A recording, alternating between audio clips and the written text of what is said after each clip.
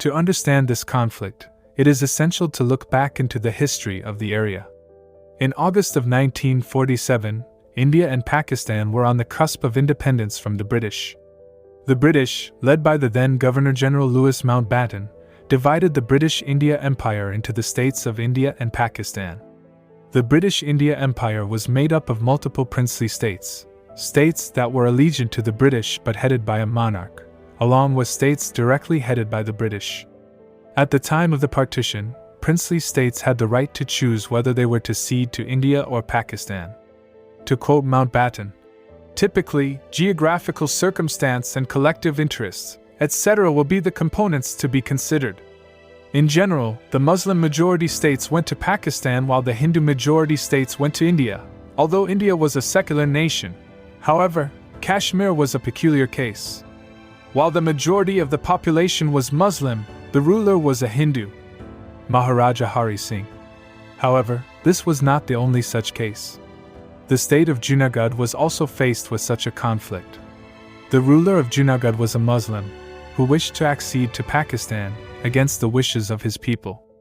Mountbatten recommended that Junagadh should go to India not only because it was a largely populated state but also because it was completely surrounded by India. However, the ruler ceded to Pakistan. India, enraged, annexed Junagadh on the pretext that the Pakistani Prime Minister Muhammad Ali Jinnah stated that Hindus and Muslims could not live in one nation and because they feared riots. However, when it came to the region of Kashmir, the situation unfolded differently.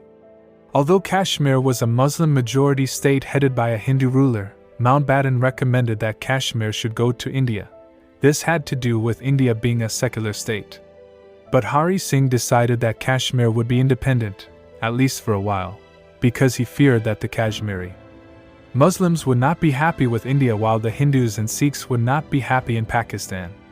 King of Kashmir signed a standstill agreement with both the nations while they decided their fate.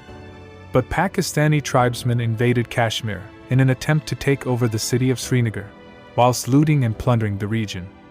Hari Singh made a plea to India to aid him against this anarchy, and in doing so ceded Kashmir to India.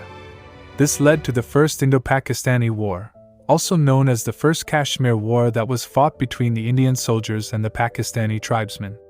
In 1948, Pakistani armed forces entered the war. Towards the end of 1948, both sides solidified their positions in Kashmir. A ceasefire agreement was made and a line of control, LOC, was established. India was left with roughly 2/3 of Kashmir, while Pakistan obtained control over 1/3 of the region of Kashmir. This marked the first of the many wars and conflicts between these two nations over Kashmir. The establishment of the LOC in 1948, however, was insufficient. The United Nations then played the role of the mediator.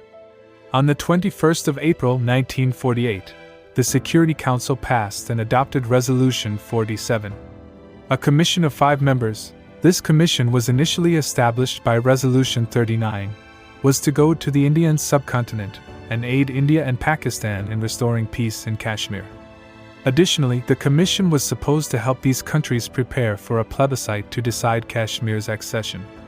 A 3-step process was also recommended to ease tensions. All Pakistani nationals who entered Kashmir to fight were to be evacuated. India was to gradually reduce its forces in the region. India was to appoint a referendum administrator who was nominated by the UN. India accepted this resolution. However, Pakistan rejected it. This led to no withdrawal of troops and no referendum being held.